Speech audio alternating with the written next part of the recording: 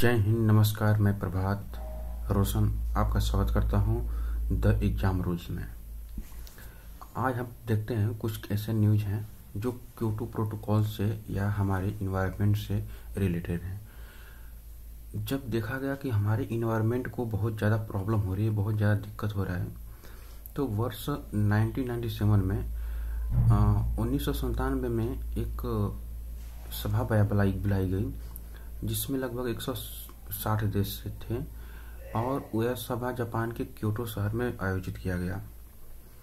और यह सभा था कि जो ग्रीन हाउस गैसेस हैं उनसे हम कैसे निपटें, उनसे हम अपनी सोसाइटी को कैसे बचाएं, उनसे हम जो हमारे ग्लेशियर्स पिघल रहे हैं उन पर्यावरण प्रदूषण की वजह से उन्हें हम कैसे बचाएं।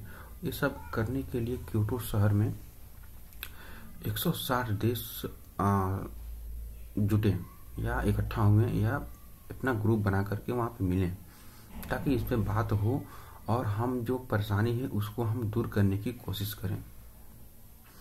यह वैश्विक समस्या बन गया है। जो इन्वायरमेंट है यानी प्रदूषण है, ये सब वैश्विक समस्या बन चुका है। हर देश के लिए खतरा हो गया है और हर देश इससे महसूस कर रहा है। हमारे भारत के दिल्ली यानी भारत की राजधानी दिल्ली जो है, इतना प्रदूषण हो गया वहाँ पे कि आप वहाँ सांस लेना भी अपने आप को महफूज नहीं समझेंगे। समझ रहे हैं? अब हम बात करते हैं कि क्योटो प्रोटोकॉल की शुरुआत कब हुई और कैसे हुई। वर्ष 1997 में 160 देशों के द्वारा इसकी शुरुआत किया गया और वर्ष 2008 में इसका लक्ष्य निर्धारित किया गया। 5.52% की दर से इसको शुरुआत किया गया, लेकिन फिर सोचा गया कि किया जाएगा कि नहीं, फिर तो इसको कम किया गया, 5.2 कर दिया गया। ठीक है। और इसमें 6 ग्रीन हाउस गैसों को ऐड किया गया ताकि इनको कम करना है। और कम करने की जो देश थे, कुछ जो विकासशील देश थे, उन पे थोपने की प्रयास किया गया और उनका मदद पैसों से करने की कोशिश की गई। अमेरिका ने पहले इसको कह दिया कि इसमें हम नहीं रह पाएंगे, इससे देश का विकास रुक जाएगा, इसलिए उसने अपने आप को पीछे कर लिया। क्योटो प्रोटोकॉल ने इस समस्या को वैश्विक स्तर पर उठाया और लोगों को जिसका जिम्मेदार ठहराया और लोग इसको धीरे धीरे स्वीकार भी किए कि हाँ, हमारी गलती थी कि ये हमारे वजह से इतना बड़ा पर्यावरण प्रदूषण को जन्म दिया गया। उसके बाद धीरे धीरे जो देश थे इसमें ऐड होते गए और देश जो इससे बाहर हुए थे वो भी सोचे कि हाँ, इसमें ऐड करके हम देश को अपने भी बचा सकते हैं। और जो बड़े देश थे इनको सहयोग देना शुरू किए, जो कुछ धनराशि के रूप में देना शुरू किए और वो अपने देश में विकास कर सकते थे। लेकिन इसमें जो बड़े देश थे जैसे अमेरिका था, इसमें से निकलना चाहा क्योंकि कहा उसने बोला कि हमारे देश का विकास रुक जाएगा, लेकिन ऐसा कुछ था नहीं। और उसने खुद को तो प्रिपेयर नहीं किया, कहा कि हम पैसे तो कमा लेंगे लेकिन इसको कैसे हम रोकने के लिए यही प्रोटोकॉल जो था क्योटो प्रोटोकॉल की शुरुआत किया गया।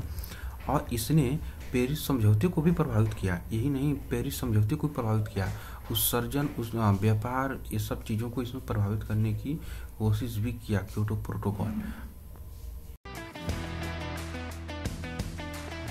क्योटो प्रोटोकॉल का जो उद्देश्य था वो जो ग्रीन हाउस गैसें थी उनको कम करना तो था ही, लेकिन 1990 के स्तर से लेकर के अब तक के 5.2% की दर से जो विकसित देश थे उनका कम करना था। जो विकासशील देश थे उनको इसके लिए बाध्य नहीं किया गया, लेकिन जो विकसित देश थे उनके लिए यह बहुत कठोर एक नीति बनाई गई कि आप इसको पालन करना पड़ेगा। इसीलिए अमेरिका गुस्सा होकर के इससे निकल गया था। समझ रहे हैं? उसके बाद से फिर धीरे धीरे इस पर लोग विचार किए और कम करना शुरू किए। अब धीरे धीरे सोलर पैनल की तरफ यानी कि सोलर ऊर्जा की इसकी आलोचनाएं भी हुई, क्योंकि जो बड़े देश थे उसने कहा कि हम अगर इसको रोक देंगे तो हमारा विकास रुक जाएगा, हम जो कर रहे हैं वो करने दीजिए। लेकिन इसका जो बात था कि 5.2% की बात थी, उसमें जो कुछ विशेषज्ञ थे उसने इसका समर्थन किया कि यह पर्याप्त है।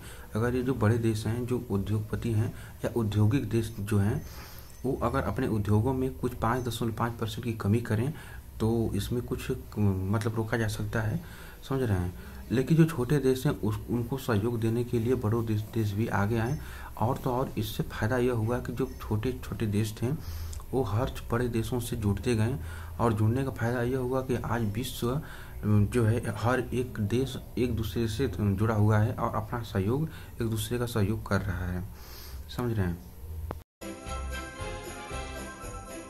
ऐसे ही लक्ष्य निर्धारित करके देशों को अपने विकास को, जो छोटे देश थे उनको उनके साथ अपना अच्छा व्यवहार करना पड़ा उन लोगों को, और जो बड़े देश थे वो अपने आप को समझ रहे हैं कि हम तो कर लेंगे, नहीं कर पाएंगे या हमारा नुकसान हो जाएगा। लेकिन जो देश थे छोटे उनका मदद इन्होंने किया, और उसके बाद फिर जब देश आगे बढ़े तो अब इनके साथ ये लोग खड़े रहते हैं। आपको जानकारी कैसी लगी ज़रूर बताइए कमेंट करके। जय हिंद, जय भारत।